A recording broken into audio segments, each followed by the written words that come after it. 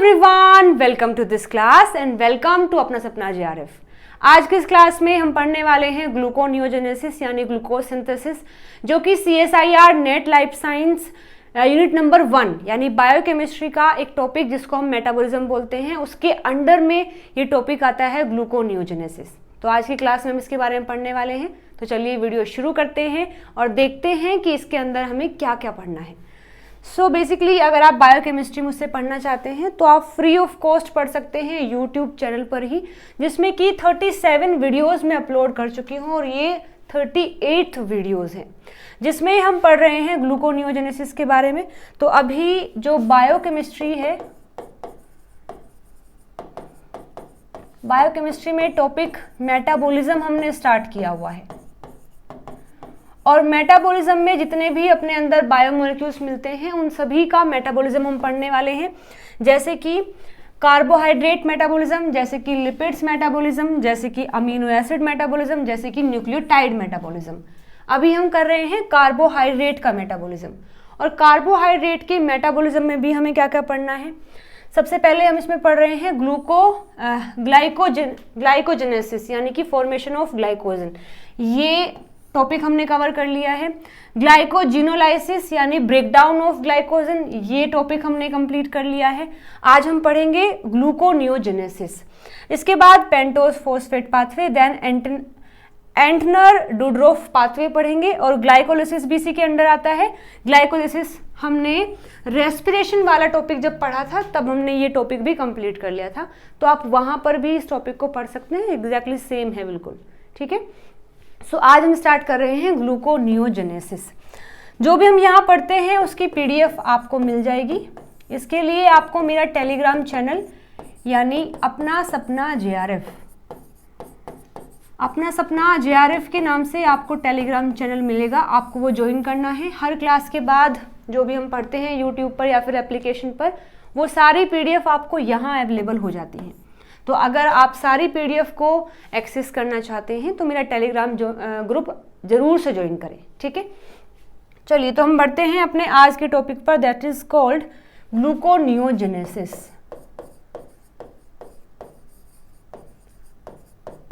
Gluconeogenesis. So देखिए, जैसे कि नाम से इंडिकेशन है, ग्लूको वर्ड का मतलब है ग्लूकोज और जेनेसिस वर्ड का मतलब होता है सिंथेसाइज करना, सिंथेसिस होना। और ये जो वर्ड आया है न्यू का मतलब है ग्लूकोज की synthesis from non carbohydrate material, non carbohydrate substance. अब अगर आप कहें कि मैंने ग्लूकोज बनानी है और मेरी बॉडी में जो ग्लाइकोजन है उसको मैं ब्रेक डाउन करके ग्लूकोज बना सकती हूँ, तो वो ग्लूकोनियोजेनेसिस में नहीं आएगा, क्योंकि ग्लाइकोजन भी एक कार्बोहाइड्रेट है। या फिर मैं कहूँ कि मुझे ग्लूकोज बनाना है और अगर मैं सुक्रोज को ब्रेक डाउन करके ग्लूकोज बना दूँ तो again this is not gluconeogenesis. Gluconeogenesis का मतलब है formation of glucose from non carbohydrate substance, जैसे कि पायरुवेट है, जैसे कि लैक्टेट है, जैसे कि लिपिड्स हैं और जैसे कि अमीनो एसिड है। ये सारे नॉन कार्बोहाइड्रेट सब्सटेंसेस हैं। इनसे अगर मैं ग्लूकोज बनाती हूं so this is called gluconeogenesis, ठीक है। सो ये आज का हमारा टॉपिक रहने वाला है।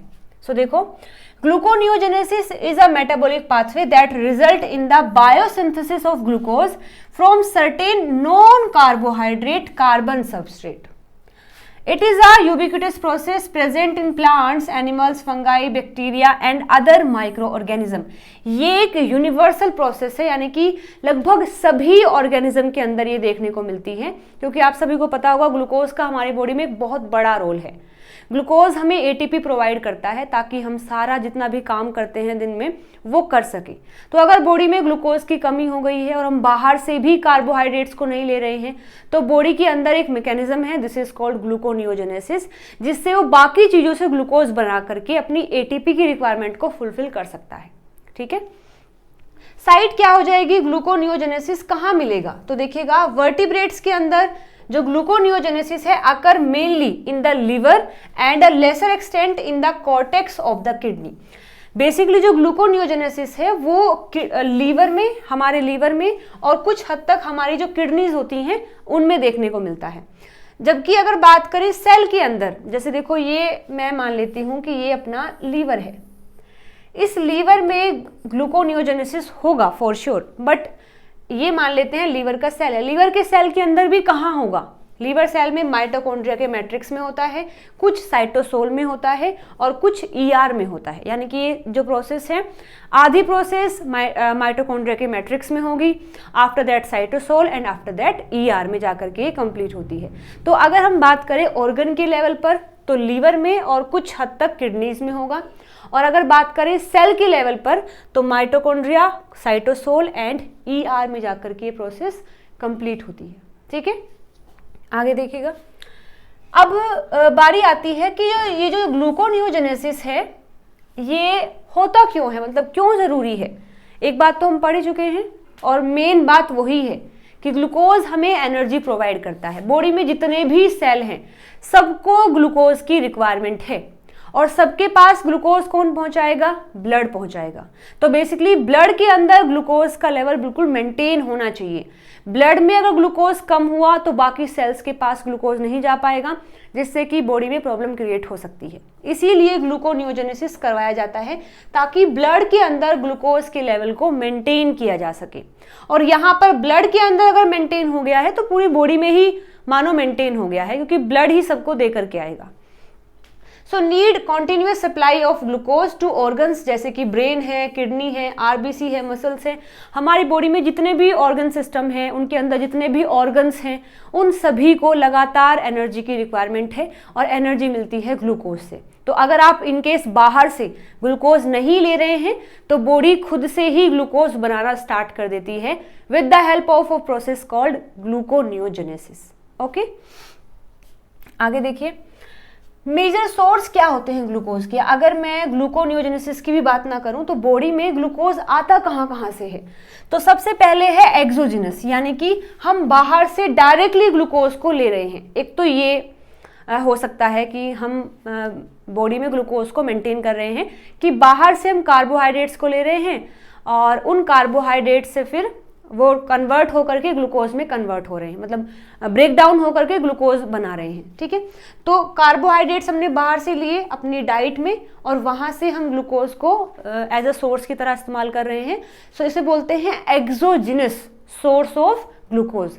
एक होता है एंडोजिनस, यानी बॉडी के अंदर ही ग्लूकोज बन रहा है। इसमें फर्दर दो प्रोसेस आती हैं, ग्लाइकोजिनोलाइसिस और सेकंड आता है ग्लूकोनियोजेनेसिस। जो ग्लाइकोजिनोलाइसिस है इसका मतलब है ब्रेक डाउन ऑफ ग्लाइकोजन।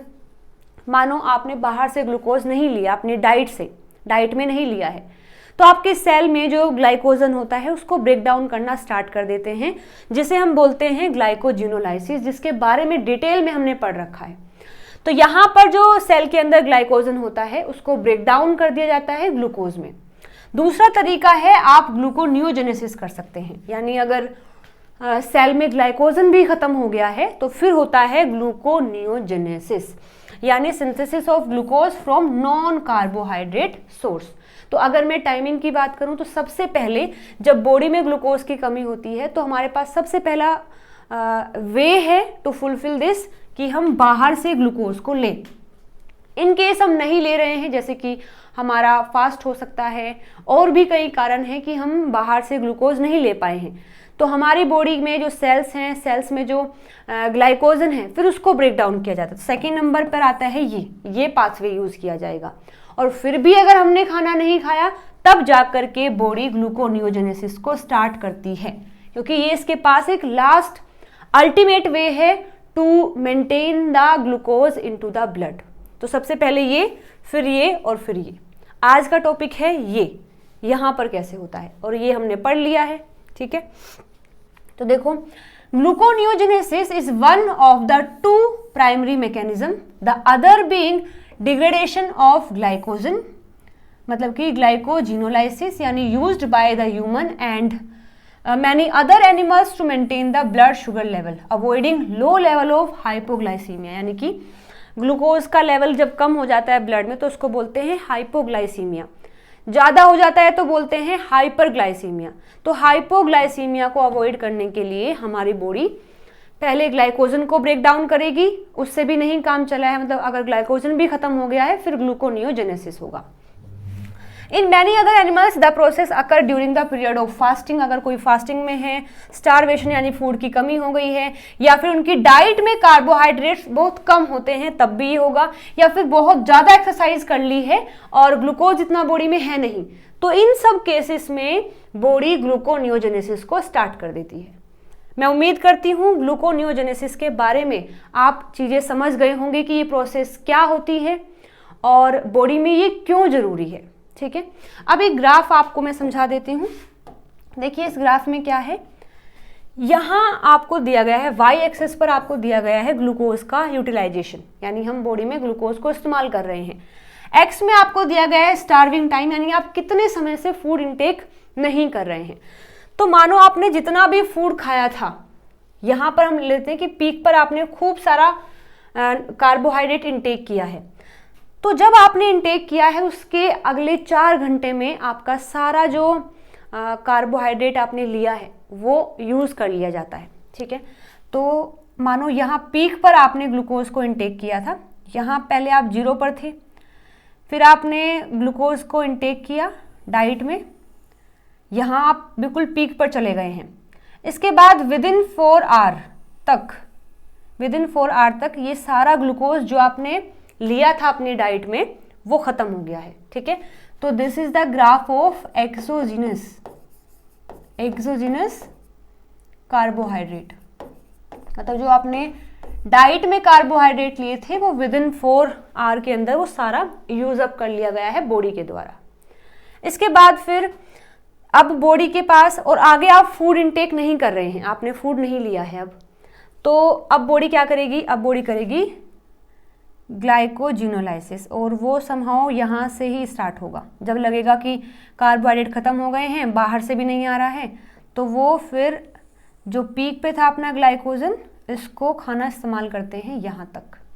सो ये है ग्लाइकोजिनोलाइसिस, मतलब अगर आपने पूरा दिन नहीं खाना खाया है तो आपके सेल्स में जितना भी ग्लाइकोजन है उन सबको ब्रेक डाउन कर करके ग्लूकोज बनाया जाता है, और ये प्रोसेस पूरे 1 दिन तक चलती है। अब आ गया है दूसरे दिन भी आपने कुछ नहीं खाया, तो अब बारी है ग्लूकोनियोजेनेसिस की। तो देखो यहाँ पर जो है ग्लूकोनियोजेनेसिस बिल्कुल ना के बराबर है, तो हम यहाँ से भी अगर ग्राफ ड्रॉ करें तो बिल्कुल कम रहेगा, क्योंकि यहाँ ज़रूरत नहीं है ग्लूकोनियोजेनेसिस की, क्योंकि आपके पास पहले तो बाहर से जो आपने डाइट में लिया था वो है, दूसरा फिर जो ग्लाइकोजन है उसको ब्रेक डाउन किया गया है। तो ग्लूकोनियोजेनेसिस का जो ग्राफ है वो यहाँ से एक्सपेंड होना स्टार्ट करता है, और फिर ये जितना भी डिपेंड करता है कि आपकी बॉडी में कितने नॉन कार्बोहाइड्रेट सब्सटेंसेस हैं जिनको कन्वर्ट किया जा सकता है ग्लूकोज में। तो फिर यहाँ पे चलता है ग्लूकोनियोजेनेसिस।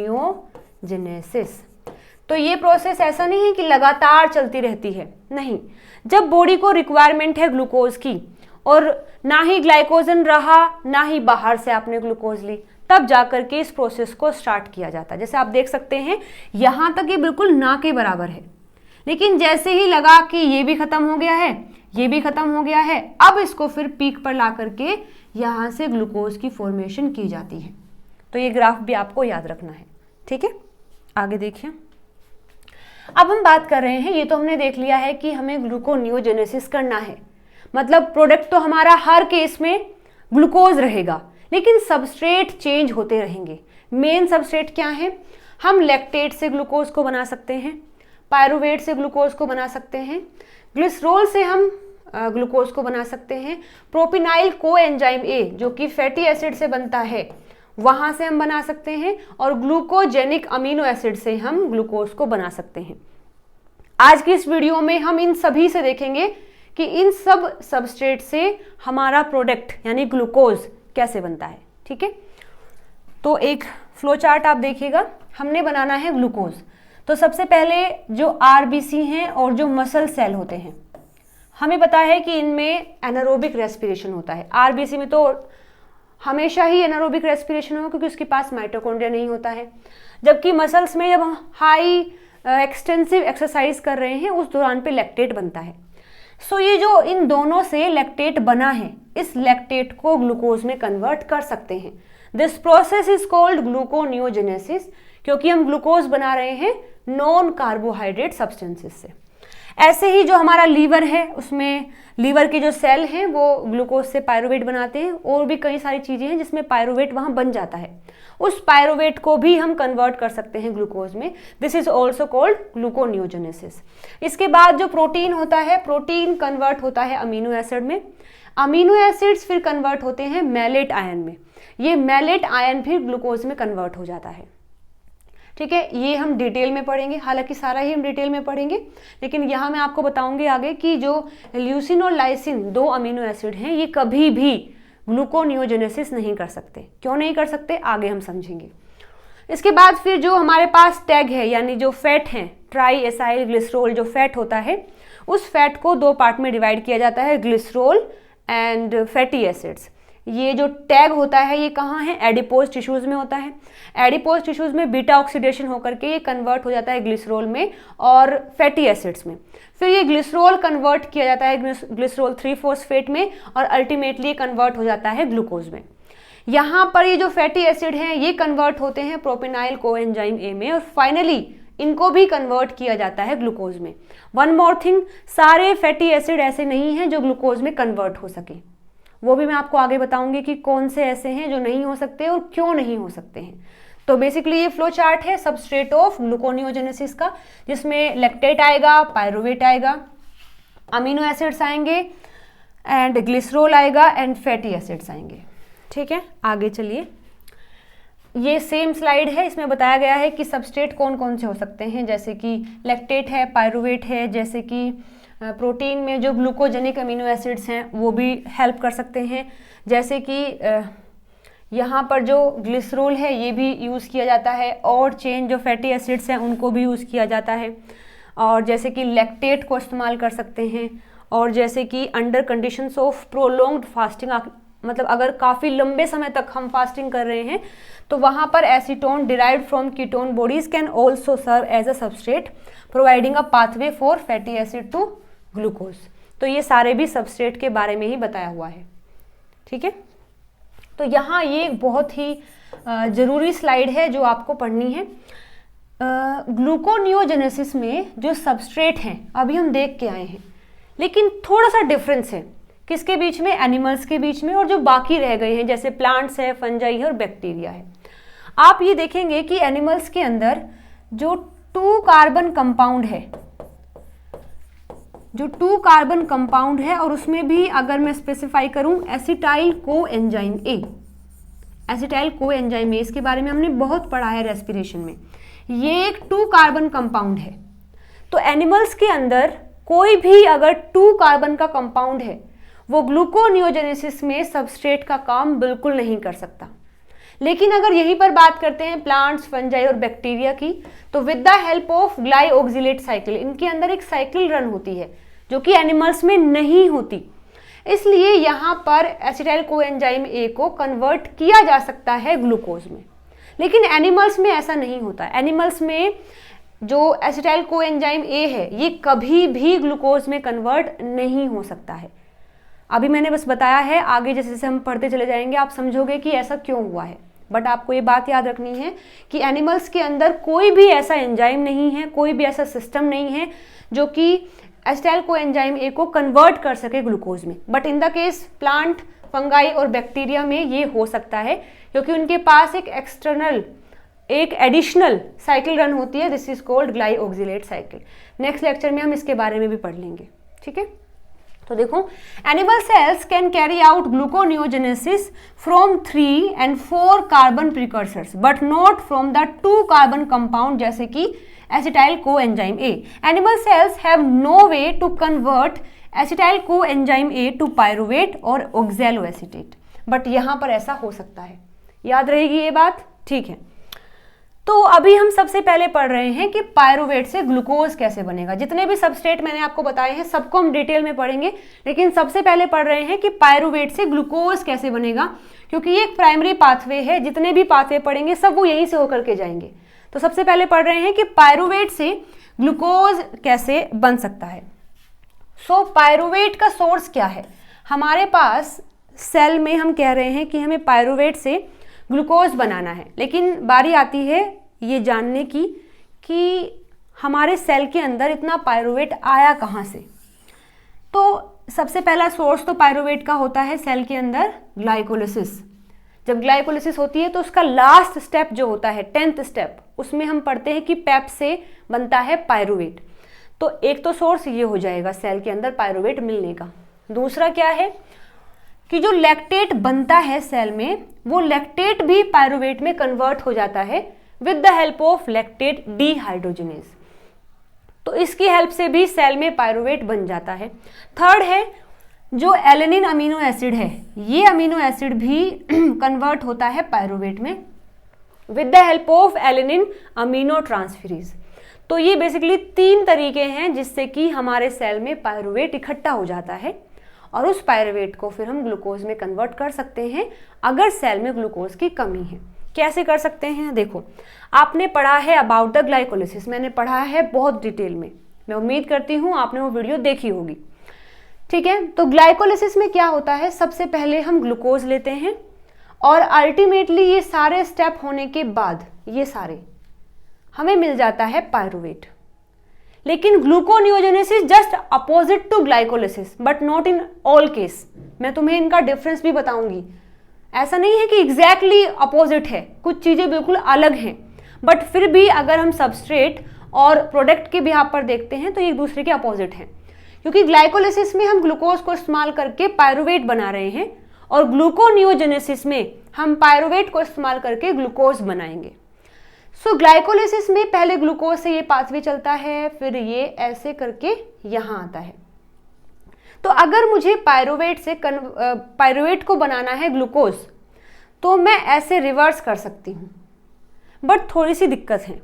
दिक्कत ये है कि इस पूरे पाथवे में 10 स्टेप हैं, 10 में से 3 ऐसे हैं जो कि इरिवर्सिबल हैं, जो कि जस्ट अपोजिट नहीं हो सकते। जैसे अगर मुझे पायरुवेट से पेप बनाना है, फोस्फोइनोल पायरुवेट, तो मैं डायरेक्ट नहीं बना पाऊंगी, क्योंकि यहाँ पर जो एंजाइम हमने इस्तेमाल किया था पायरुवेट काइनेज करके, ये एंजाइम बस एक ही साइड में रिएक्शन कर सकता है, यानी वो केवल पेप से पायरुवेट बना सकता है, पायरुवेट से पेप नहीं बना सकता। तो हमें यहाँ पर अलग रिसोर्सेज की रिक्वायरमेंट होगी यदि हम पायरुवेट को कन्वर्ट करना चाहते हैं पेप में। फिर एक बार ये पेप में कन्वर्ट हो गया, फिर यहाँ कोई दिक्कत नहीं है, यहाँ पर सेम हम रिवर्स कर सकते हैं सेम एंजाइम से। तो फिर यहाँ तक आएगा, कोई प्रॉब्लम नहीं है, यहाँ तक कोई प्रॉब्लम नहीं है। जैसे ही एक बार फ्रक्टोज 1,6 बिस्फोस्फेट बन गया, फिर से दिक्कत आएगी, क्योंकि यहाँ पर जो एंजाइम होता है वो अगेन इरिवर्सिबल है, जैसे कि पायरुवेट काइनेज था। इसे भी यहाँ कन्वर्ट करने के लिए हमें दूसरे एंजाइम्स की, दूसरे रिसोर्सेज की रिक्वायरमेंट होगी। तो थोड़ा सा ये पॉइंट है। फिर जैसे ये इसमें कन्वर्ट होगा, यहाँ तक कोई दिक्कत नहीं है। फिर जहाँ से हमें इसमें कन्वर्ट करने के लिए फिर से हमें एक एंजाइम, नए एंजाइम की रिक्वायरमेंट होगी। तो ग्लाइकोलिसिस में और ग्लूकोनियोजेनेसिस में ये डिफरेंस है कि यहाँ पर ये जो 3 एंजाइम है वो मुझे बदलने पड़ेंगे, ये चीज़ें सेम रहेंगी। तो अगर मुझे पायरुवेट से ग्लूकोज बनाना है तो मुझे ये 3 स्टेप पढ़ने पड़ेंगे, ये बिल्कुल बराबर सेम है जैसे कि ग्लाइकोलिसिस में थे। ठीक है, तो मैं यहाँ के बारे में तुम्हें बता रही हूँ। डिटेल में हम ये वाला पाथवे पढ़ेंगे कि कैसे पायरुवेट से ये बन सकता है, फिर ये बन सकता है और फिर ये बन सकता है। ठीक है, चलिए आगे मूव करते हैं कि किस तरीके से होगा। तो ग्लूकोनियोजेनेसिस में यदि हमारा सबस्ट्रेट पायरुवेट है तो सबस्ट्रेट क्या है? पायरुवेट। प्रोडक्ट क्या बनेगा? ग्लूकोज। लोकेशन क्या है? ये प्रोसेस कहाँ होगी? तो ये प्रोसेस सबसे पहले होती है माइटोकॉन्ड्रिया में, मतलब स्टार्ट होती है माइटोकॉन्ड्रिया के मैट्रिक्स में। कुछ स्टेप यहाँ होते हैं, इसके बाद फिर थोड़ा सा आगे साइटोसोल में होता है और फाइनल स्टेप जो है ER के ल्यूमेन में होता है। स्टेप्स कितने होते हैं? 11 स्टेप होते हैं। 11 स्टेप्स होते हैं जिसमें से 7 ऑफ ग्लाइकोलिसिस ग्लूकोनियोजेनेसिस में 11 स्टेप होते हैं, जिसमें कि 7 तो ग्लाइकोलिसिस वाले ही हैं। और कौन से हैं ग्लाइकोलिसिस वाले? ये वाले, ये जो स्टेप्स हैं ये ग्लाइकोलिसिस वाले ही हैं, बाकी ये जो 3 हैं ये अलग होते हैं। तो स्टेप्स कितने हैं? टोटल 11 हैं, 11 में से 7 ग्लाइकोलिसिस वाले हैं और 4 जो स्टेप हैं, 4 स्टेप्स आर यूनिक, जो कि बिल्कुल अलग हैं, ग्लाइकोलिसिस जैसे बिल्कुल भी नहीं है। ठीक है, ठीक। तो सबसे पहला स्टेप है हमारा कन्वर्जन ऑफ पायरुवेट, क्योंकि सबस्ट्रेट क्या है? पायरुवेट है, और पायरुवेट को मुझे कन्वर्ट करना है फोस्फोइनोल पायरुवेट में। ठीक है, तो जैसे यहां से ये कन्वर्ट हुआ था, ऐसे यहां से ये कन्वर्ट नहीं होगा। This is not a direct reaction, direct reaction नहीं है। यहां पर 2 स्टेप्स आते हैं। पहले पायरुवेट को कन्वर्ट करना पड़ेगा ऑक्जेलो एसिटिक एसिड में, और फिर ये कन्वर्ट होगा फोस्फोइनोल पायरुवेट में। ठीक है, तो पहले कन्वर्जन कर रहे हैं पायरुवेट का, मतलब हमारा जो पूरा अल्टीमेट है वो है पायरुवेट को कन्वर्ट करना पैप में। तो इस रिएक्शन के लिए सबस्ट्रेट है हमारा पायरुवेट, प्रोडक्ट क्या है? पैप, लोकेशन क्या है?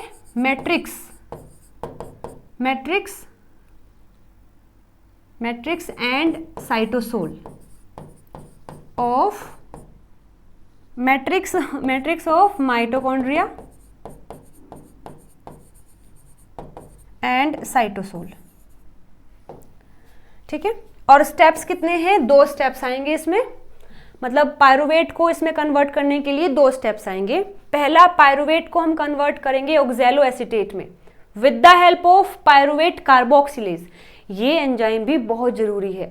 इस एंजाइम से अभी जून 2024 में क्वेश्चन आया था पार्ट बी के अंदर और शिफ्ट 1 में। ठीक है, मैं वो क्वेश्चन आपको दिखाऊंगी लास्ट में। तो एक भी एंजाइम को छोड़ना नहीं है, अदरवाइज नहीं लेना है। सारे एंजाइम इंपॉर्टेंट है, सारे पढ़ने हैं। तो फर्स्ट स्टेप है कि पायरुवेट को हम कन्वर्ट कर रहे हैं ऑक्जेलो एसीटेट में with the help of pyruvate carboxylase.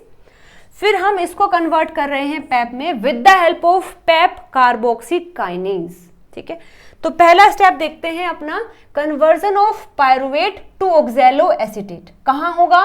Mitochondria के मैट्रिक्स में। ऐसा इसलिए क्योंकि ये जो एंजाइम है जो कि ये प्रोसेस करेगा, ये केवल माइटोकॉन्ड्रिया के मैट्रिक्स में मिलता है, इसलिए पायरुवेट को मैट्रिक्स में, मतलब माइटोकॉन्ड्रिया में मूव करवाना पड़ेगा।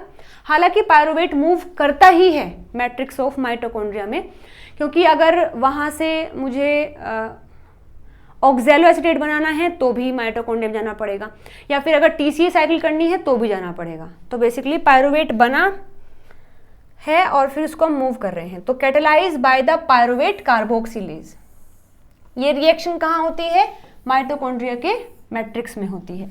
माइटोकॉन्ड्रियल एलोस्टेरिक एंजाइम है। ये कैसा है? एलोस्टेरिक एंजाइम है, और इसका प्रोस्थेटिक ग्रुप क्या है? बायोटिन। याद रहेगा, बायोटिन। ये एक CO2 कैरियर होता है। इस एंजाइम को मैग्नीशियम और मैंगनीज दोनों की रिक्वायरमेंट होती है अपनी एक्टिविटी के लिए। और एसिटाइल कोएंजाइम ए इसका एलोस्टेरिक एक्टिवेटर है। यहां से क्वेश्चन आया था जून 2024 में कि एसिटाइल कोएंजाइम ए इसका एलोस्टेरिक एक्टिवेटर होता है पायरुवेट कार्बोक्सिलेज का। ठीक है, तो रिएक्शन कैसे होगी?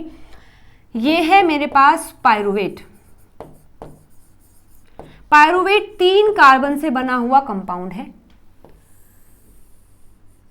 और इससे बनाना है ऑक्जेलो एसीटेट, जबकि ये एक 4 कार्बन से बना हुआ कंपाउंड है, यानी इसमें मुझे 1 कार्बन को ऐड करना पड़ेगा।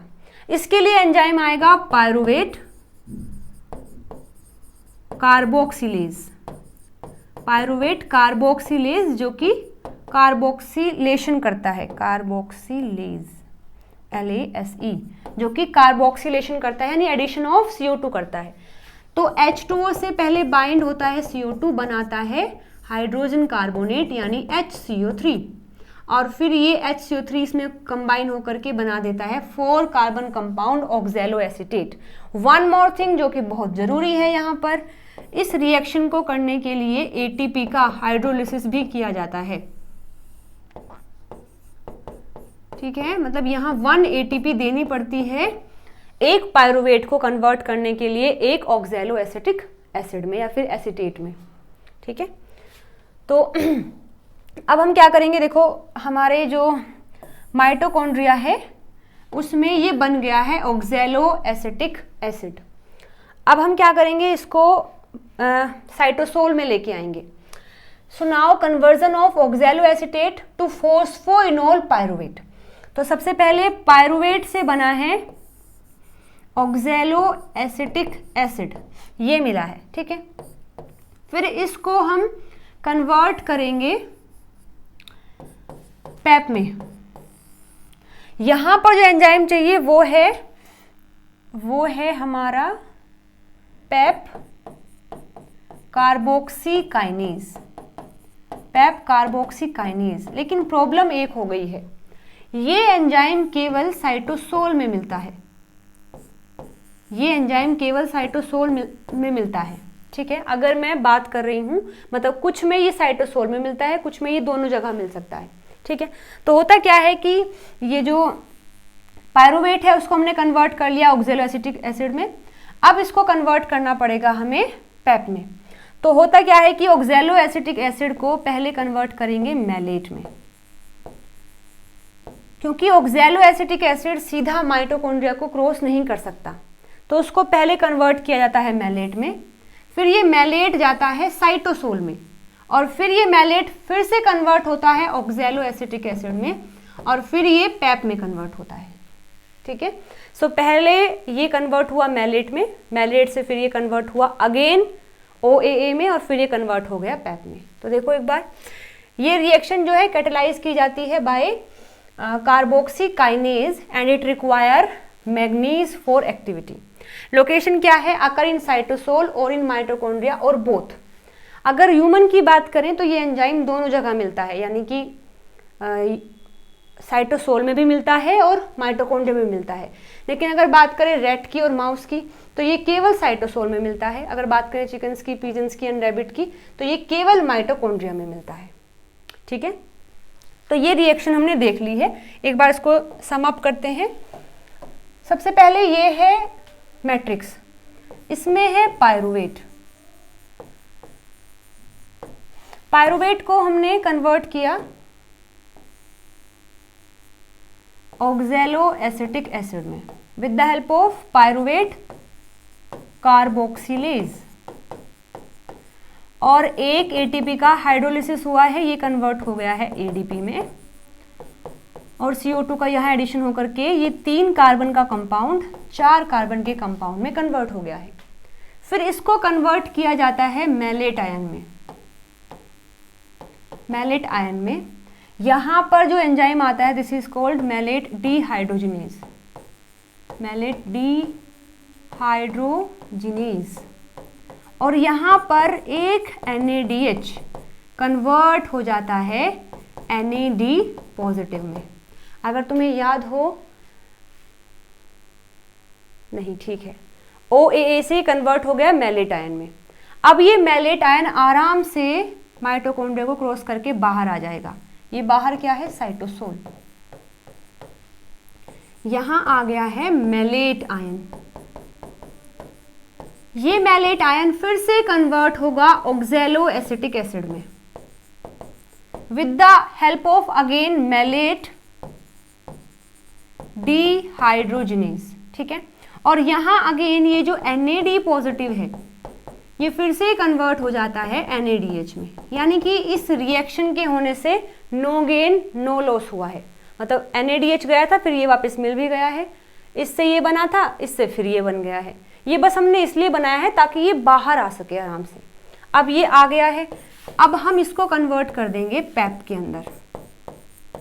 यहां पर एंजाइम आएगा पैप कार्बोक्सीकाइनेज, ये भी 4 कार्बन का है, और पैप कितना है, पैप 3 कार्बन का है, यानी यहां से एक CO2 को निकालना पड़ेगा, तो यहां से रिमूवल होता है एक CO2 का। वन मोर थिंग, यहाँ एक GTP का हाइड्रोलिसिस होता है, GTP याद रखिएगा, यहाँ ATP का हुआ था लेकिन यहाँ पर GTP का हाइड्रोलिसिस होता है। 1 GTP4 1 OAA to 1 PEP। So this is the reaction जिसमें हमने पायरुवेट को कन्वर्ट कर लिया है पेप में, यानी कि हमारा जो एक हर्डल था वो हमने पास कर लिया है।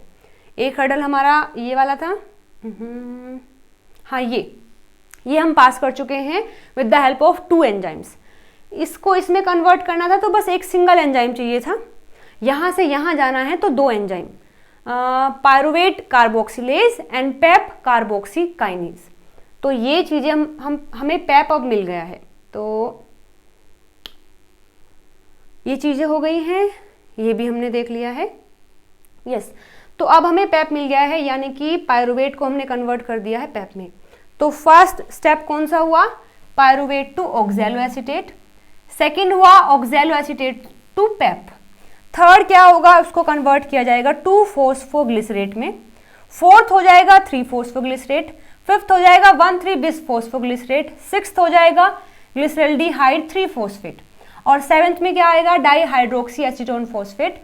दोनों मिलकर के एट्थ स्टेप में क्या होगा, फ्रक्टोज 1,6 बिस फॉस्फेट बन गया है। ये बिल्कुल ठीक चलेगा ऐसे। अब बारी आ गई है यहाँ, अब यहाँ से यहाँ कन्वर्ट करने के लिए दूसरा एंजाइम चाहिएगा। तो अब देखते हैं फिर, ये है step number 9। So step number 9 में कन्वर्जन होता है फ्रक्टोज 1,6 बिस फॉस्फेट का टू द फ्रक्टोज 6 फॉस्फेट। तो अगर मुझे किसी कंपाउंड पर फॉस्फेट ऐड करना होता है तो काइनेज एंजाइम आता है, अगर फॉस्फेट रिमूव करना है तो फॉस्फेटेज एंजाइम आता है। तो ये बिल्कुल आसान है। फ्रक्टोज 1,6 बिस फॉस्फेट को कन्वर्ट करना है फ्रक्टोज 6 बिस फॉस्फेट में, प्लस PI आ गया है बाहर। एंजाइम का नाम है फ्रक्टोज 1,6 बिस फॉस्फेटेज। फॉस्फेटेज आकर के यहाँ से एक फॉस्फेट हटा करके इसको PI में कन्वर्ट कर देता है, यानी इनऑर्गेनिक फॉस्फेट की फॉर्म में बाहर निकाल देता है, और हमारे पास आ गया है फ्रक्टोज 6 फॉस्फेट। अब फ्रक्टोज 6 फॉस्फेट कन्वर्ट हो जाएगा ग्लूकोज 6 फॉस्फेट में with the help of isomerase, जो अगेन एक बाई डायरेक्शनल एंजाइम है जो दोनों डायरेक्शन में मूव करवा सकता है। तो अब हमारे पास फाइनली आ गया है ग्लूकोज 6 फॉस्फेट। अब ग्लूकोज 6 फॉस्फेट को कन्वर्ट किया जाता है ग्लूकोज में। इसके लिए एंजाइम है ग्लूकोज 6 फॉस्फेटेज, लेकिन ये एंजाइम मिलता है ER में।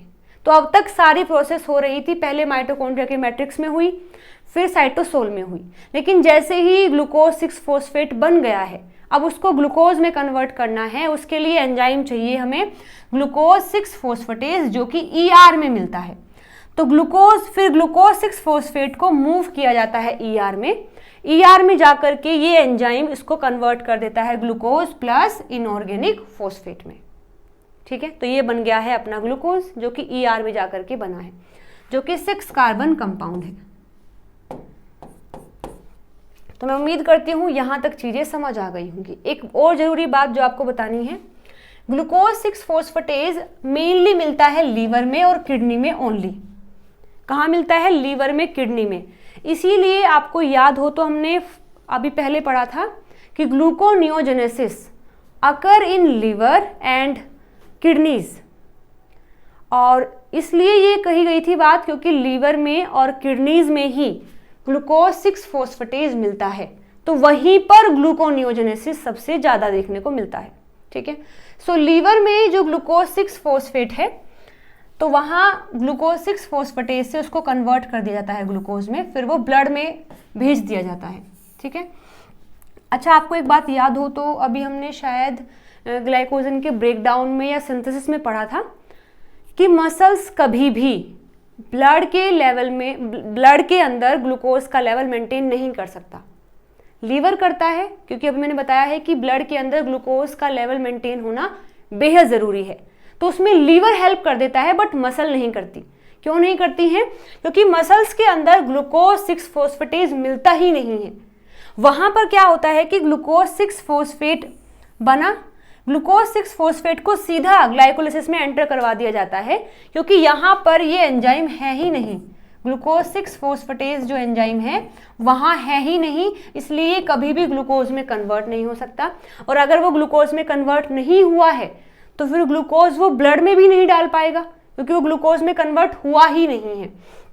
ऐसे हमने पढ़ा था कि जब ग्लाइकोजन ब्रेक डाउन होता है तो ग्लाइकोजन से बनता है ग्लूकोज 1 फॉस्फेट, ग्लूकोज 1 फॉस्फेट से बनता है ग्लूकोज 6 फॉस्फेट, और ग्लूकोज 6 फॉस्फेट से सीधा वो एंटर कर जाता है ग्लाइकोलिसिस में और मसल्स को एनर्जी प्रोवाइड करता है।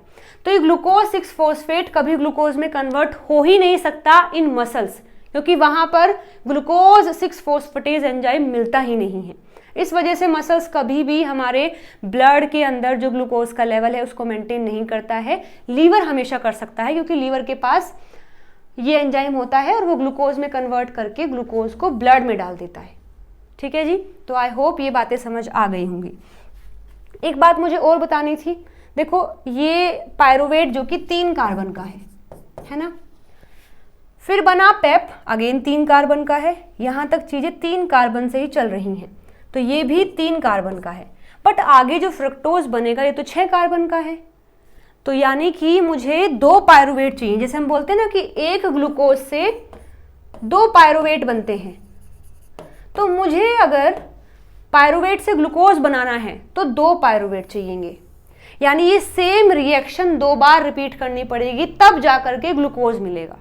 बात समझ आ गई है?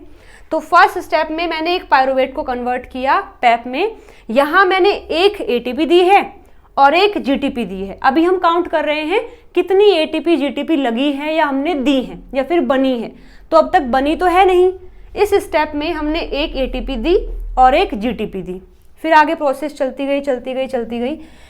अगर आपको याद हो जब हम ऐसे आए थे तो यहाँ एडीपी से एटीपी बनी थी, लेकिन अब हम जब वापस जा रहे हैं तो यहाँ एटीपी से एडीपी बनेगी, तो एक एटीपी हमें यहाँ देनी पड़ेगी। जब हम ऐसे आए थे ग्लाइकोलिसिस में तो NAD से NADH बना था, अब हम ऐसे जा रहे हैं तो NADH से NAD बनेगा और फाइनली हमें जाकर के यहाँ ग्लूकोज मिलेगा। यानी एक पायरुवेट को कन्वर्ट करने के लिए हमें एक एटीपी, एक जीटीपी, एक एटीपी यहाँ पर और एक NADH यहाँ पर।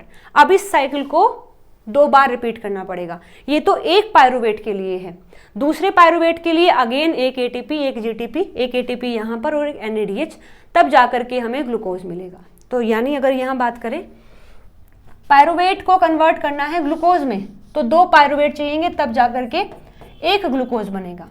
एनर्जी की बात करें तो एटीपी की फॉर्म में होती है और जीटीपी की फॉर्म में होती है। कितनी एटीपी?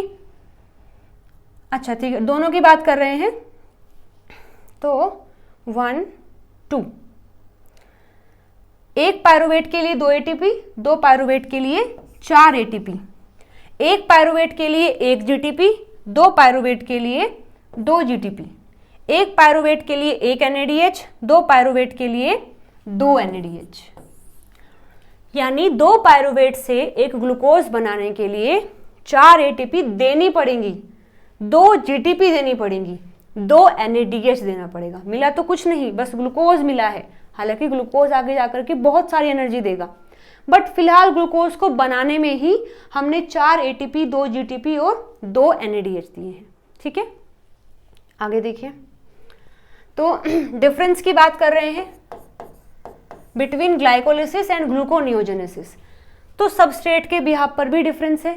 ग्लाइकोलिसिस में सबस्ट्रेट क्या था? ग्लूकोज, जबकि ग्लूकोनियोजेनेसिस में सबस्ट्रेट क्या हो सकता है? पायरुवेट हो सकता है, लैक्टेट हो सकता है, ग्लिसरॉल हो सकता है, अमीनो एसिड्स हो सकते हैं, फैटी एसिड्स हो सकते हैं। अब आगे देखो, एनर्जी सोर्स यहां पर ओनली एटीपी होता है। तुम्हें याद हो ग्लाइकोलिसिस में हमने केवल एटीपी दिया था, बट ग्लूकोनियोजेनेसिस में एटीपी प्लस जीटीपी दोनों यूज किए जाते हैं एज अ एनर्जी सोर्स।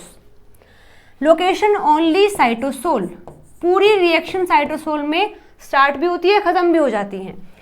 यहाँ स्टार्ट होती है माइटोकॉन्ड्रिया में, फिर साइटोसोल में और खत्म होती है ER में जाकर के।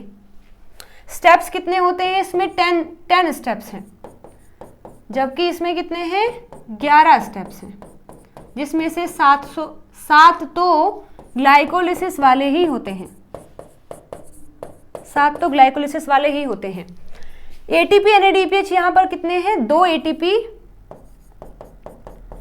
एंड 2 NADH,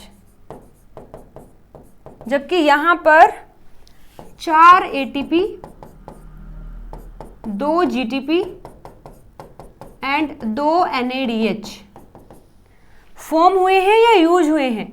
यहाँ फॉर्म हुए हैं और यहाँ यूज हुए हैं। तो देखो कितना डिफरेंस है, बिल्कुल सेम नहीं बोल सकते आप, यानी कि बिल्कुल अपोजिट नहीं बोल सकते, बीच में भी कई सारे डिफरेंस आते हैं बिटवीन ग्लाइकोलिसिस एंड ग्लूकोनियोजेनेसिस। समझ आया? तो अभी हमने पढ़ लिया पायरुवेट टू ग्लूकोज। आगे देखो, तो एक सबस्ट्रेट था हमारा पायरुवेट, दूसरा सबस्ट्रेट है हमारा लैक्टेट। पायरुवेट से कैसे बनता है ये हमने पढ़ लिया है, लैक्टेट से कैसे बनता है, ठीक है। तो इसको कोरी साइकिल भी बोलते हैं। जब लैक्टेट से ग्लूकोज बनता है तो उसको कोरी साइकिल, एक साइकिल रन होती है जिसके दौरान लैक्टेट से हम ग्लूकोज बनाते हैं। तो देखो, सोर्स ऑफ लैक्टेट क्या हो सकता है? एनारोबिक रिएक्शन होती है, एनारोबिक रेस्पिरेशन होता है, तो पायरुवेट कन्वर्ट हो जाता है लैक्टेट में। और एनारोबिक रेस्पिरेशन मेनली ह्यूमन के अंदर कहाँ होता है? हमारे आरबीसीज में होता है और मसल सेल्स में एनारोबिक रेस्पिरेशन होता है। तो मेनली जो लैक्टेट आपको मिलेगा वो या तो आरबीसी में मिलेगा या तो मसल्स में मिलेगा। मोस्टली बहुत सारा जो लैक्टेट है वो यहीं पर मिलेगा, क्योंकि लैक्टेट बनता है एनारोबिक रेस्पिरेशन में और ये रेस्पिरेशन होता है आरबीसी एंड मसल्स में, ठीक है। तो ये है पायरुवेट अपने पास। इस पायरुवेट को कन्वर्ट करते हैं लैक्टेट डिहाइड्रोजनेज एंजाइम की हेल्प से ये कन्वर्ट होता है लैक्टेट में। और ये जो एंजाइम है ये रिवर्सिबल होता है, यानी दोनों रिएक्शन को करवा सकता है। पायरुवेट को लैक्टेट में कन्वर्ट कर सकता है और लैक्टेट को पायरुवेट में कन्वर्ट कर सकता है, ठीक है। सो पायरुवेट से लैक्टेट बनाना है तो भी हमें लैक्टेट डिहाइड्रोजनेज की रिक्वायरमेंट होती है और वहाँ पर NADH कन्वर्ट होता है NAD में। और जब हमें लैक्टेट से कन्वर्ट करना है पायरुवेट में तो NAD पॉजिटिव से NADH बनता है, सेम एंजाइम यहाँ इन्वॉल्व होगा, ठीक है। तो देखो, तो the liver use lactate in the blood to produce the glucose. अच्छा, एक मिनट, मुझे खुद से लिख के बताना है, फिर मैं पढ़ाऊंगी इसमें से। सबसे पहले ये है पायरुवेट। पायरुवेट कन्वर्ट हो जाता है लैक्टेट में। अगर मैं बात कर रही हूँ आरबीसीज की और मसल्स की, पायरुवेट कन्वर्ट हो गया लैक्टेट में।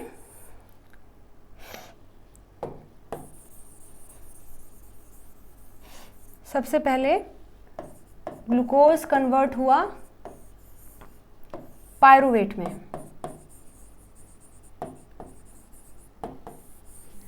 पायरुवेट कन्वर्ट हुआ लैक्टेट में। इसके लिए NAD पॉजिटिव से कन्वर्ट होता है NADH, और पायरुवेट से जब लैक्टेट बनता है तो NADH कन्वर्ट होता है NAD पॉजिटिव में, और फिर ये NAD पॉजिटिव यहाँ जाता है और ये जो ग्लाइकोलिसिस यहाँ हुआ है इसको कंटिन्यू करता है। यानी इस ग्लाइकोलिसिस को कंटिन्यू करने के लिए पायरुवेट से लैक्टेट बनाना ज़रूरी है, इसलिए लैक्टेट बना है आरबीसी में और मसल सेल में। अब इस लैक्टेट, ये काफ़ी सारा लैक्टेट हो गया है, इसका काम कुछ है नहीं, उसको फिर से ग्लूकोज में कन्वर्ट किया जाएगा। तो पहले लैक्टेट को पायरुवेट में कन्वर्ट किया जाता है सेम एंजाइम की हेल्प से, लैक्टेट डिहाइड्रोजनेज से, और फिर पायरुवेट से ग्लूकोज में कन्वर्ट किया जाता है। वो हम अभी देख के आए हैं कि पायरुवेट से ग्लूकोज में कैसे कन्वर्ट होगा। तो बस लैक्टेट को पायरुवेट में कन्वर्ट करना है, पायरुवेट को ग्लूकोज में कन्वर्ट करना है। लेकिन दिक्कत ये है कि ये जो मसल सेल हैं या फिर ये जो आरबीसी के सेल हैं, इनमें ग्लूकोज 6-फोस्फेटेज नहीं मिलता है। अभी हम पढ़ के आए थे, केवल हमारी बॉडी में लिवर और किडनीज में ये एंजाइम मिलता है। तो मसल्स में और आरबीसी में लैक्टेट तो बहुत बन जाएगा, उसको वो समहाउ पायरुवेट में भी कन्वर्ट कर देगा, लेकिन कभी भी उससे ग्लूकोज नहीं बना पाएगा, क्योंकि आरबीसी के पास और मसल्स के पास ग्लूकोज 6-फोस्फेटेज नहीं होता है। इसलिए मसल्स क्या करती हैं, आरबीसी क्या करते हैं, अपने लैक्टेट को ब्लड में डाल देते हैं, फिर ब्लड से वो लीवर में जाता है, लीवर से फिर पहले वो कन्वर्ट होता है पायरुवेट में और फिर वो कन्वर्ट हो जाता है ग्लूकोज में, क्योंकि लीवर के पास तो ये एंजाइम है और वो मतलब ग्लूकोज बना सकता है। फिर लीवर ग्लूकोज बना करके फिर से ब्लड में डाल देता है और ब्लड उसको फिर से आरबीसी और जो मसल्स हैं, फिर जो बाकी ऑर्गन्स हैं उनके पास भेज देता है। ठीक है, तो अभी एक बार ये डायग्राम अब तुम्हें समझ आ जाएगा। देखो, ये है हमारे मसल सेल। पहले ग्लूकोज यहाँ कन्वर्ट हुआ ग्लाइकोलिसिस की हेल्प से पायरुवेट में, पायरुवेट से बन गए 2 लैक्टेट। अब ये लैक्टेट को ना ब्लड में डाल देगा, क्योंकि खुद से उसे ग्लूकोज में कन्वर्ट नहीं कर सकता और लैक्टेट का समहाउ यहाँ कुछ काम अब है नहीं, तो इस लैक्टेट को ब्लड में डाल दिया जाता है और फिर ब्लड से वो जाता है लीवर में। लीवर में लैक्टेट पहले कन्वर्ट होता है पायरुवेट में with the help of lactate dehydrogenase, और फिर पायरुवेट से कन्वर्ट होता है ग्लूकोज में with the help of gluconeogenesis. जो अभी हम पाथवे पूरा पढ़ के आए हैं, सेम ऐसे ही होगा कि पायरुवेट से पहले पैप बनेगा, फिर पैप से पूरी प्रोसेस चलेगी एंड समहाउ ग्लूकोज बन जाएगा। फिर ये ग्लूकोज बन जाएगा, उसको फिर से ब्लड में डाल दिया जाएगा, ब्लड से वो फिर से मसल्स के पास आ जाएगा। यहाँ आप आरबीसी भी लिख सकते हैं, तो इसे बोलते हैं कोरी साइकिल। ठीक है, so the liver uses lactate in the blood to produce glucose via gluconeogenesis. Glucose gets released into the bloodstream, travel back to the erythrocytes यानी RBCs and exercising muscles and is metabolized back into the lactate and this process is called Cori cycle। ये जो लगातार चलती जा रही है, this is called Cori cycle। ठीक है जी, तो यहाँ हमने Cori cycle भी पढ़ ली है और यहाँ हमने ये भी देख लिया है कि लैक्टेट से ग्लूकोज कैसे बनता है, और हमने ये भी देख लिया है कि मसल्स और आरबीसी अपने लैक्टेट को खुद से ग्लूकोज में क्यों नहीं कन्वर्ट कर सकती, क्यों उन्हें लीवर की हेल्प लेनी पड़ती है, क्योंकि उनके पास ग्लूकोज 6-फॉस्फेटेज नहीं है। तो अगर वो सारा स्टेप कर भी लेंगे तो भी ग्लूकोज नहीं बना पाएंगे, इसलिए ग्लूकोज को यहाँ बनना होता है और फिर रिलीज होगा। सो सेकेंड पाथवे भी हमने पढ़ लिया है कि लैक्टेट से कैसे बनता है, पायरुवेट से कैसे बनता है पढ़ लिया, लैक्टेट से कैसे बनता है पढ़ लिया। अब पढ़ रहे हैं कि ग्लिसरॉल से कैसे बनेगा। तो देखो, ग्लिसरॉल आता कहाँ से है, सोर्स क्या है ग्लिसरॉल का।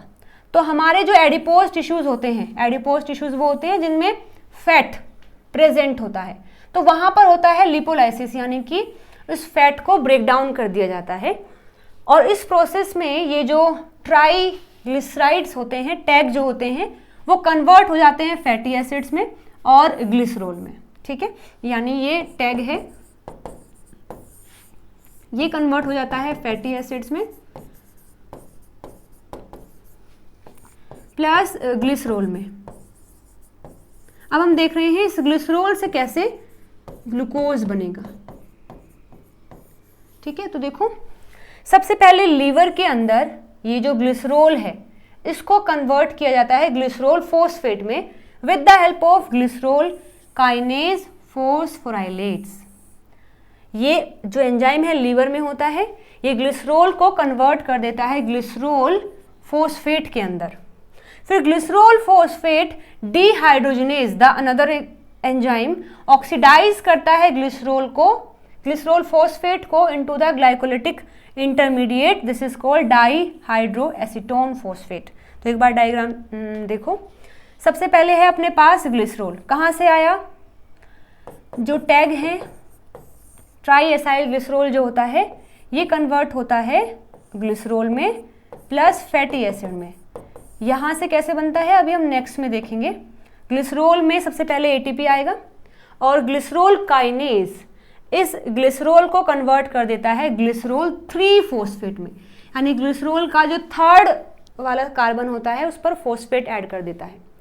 अब ये जो ग्लिसरॉल 3-फॉस्फेट है ये कन्वर्ट होता है डाईहाइड्रो एसीटोन फॉस्फेट में with the help of glycerol 3-फॉस्फेट डीहाइड्रोजनेज, तो ये बन गया है DHAP। अब ये DHAP या तो ग्लाइकोलिसिस कर सकता है या तो ग्लूकोनियोजेनेसिस कर सकता है, डिपेंड करता है कि सेल को किस चीज़ की रिक्वायरमेंट है। सेल को एनर्जी की रिक्वायरमेंट है ATP की, तो वो मूव कर जाएगा ग्लाइकोलिसिस में, और अगर वहाँ ग्लूकोज की कमी हो रही है तो वो मूव कर जाएगा ग्लूकोनियोजेनेसिस में। आपको अगर याद है तो देखो, इसमें पायरुवेट से ये प्रोसेस चलती आ रही थी। यहाँ ये कंपाउंड आया था DHAP, DHAP, dihydroxy acetone phosphate. तो ये जो अपना ग्लिसरोल है ये सीधा जो है यहाँ कन्वर्ट हो गया डैप में DHAP में कन्वर्ट हो गया है। अब DHAP से या तो ये यहाँ ऐसे जा सकता है या फिर ये यहाँ ऐसे जा सकता है, इसकी मर्जी है, मतलब इसकी मर्जी नहीं है, बॉडी पर डिपेंड करेगा ग्लूकोज कम है या ATP कम है। सो बेसिकली ये जो डैप है ये कन्वर्ट हो जाएगा या तो ग्लूकोज में, तो उसको बोल देंगे ग्लूकोनियोजेनेसिस। अगर यहाँ आकर के पायरुवेट में हुआ है तो बोल देंगे ग्लाइकोलिसिस। तो इस तरीके से ग्लिसरोल भी कन्वर्ट हो गया है अपना ग्लूकोज में। तो देखो ये अब पाथवे बिल्कुल आसान हो गया है। अब बारी आ गई है फैटी एसिड्स की। 2 रह गए हैं, 3 पढ़ लिए हैं। हमने पढ़ लिया है पायरुवेट से, लैक्टेट से, ग्लिसरोल से। बाकी बचा है amino acids and fatty acids. पहले पढ़ रहे हैं फैटी एसिड्स के बारे में।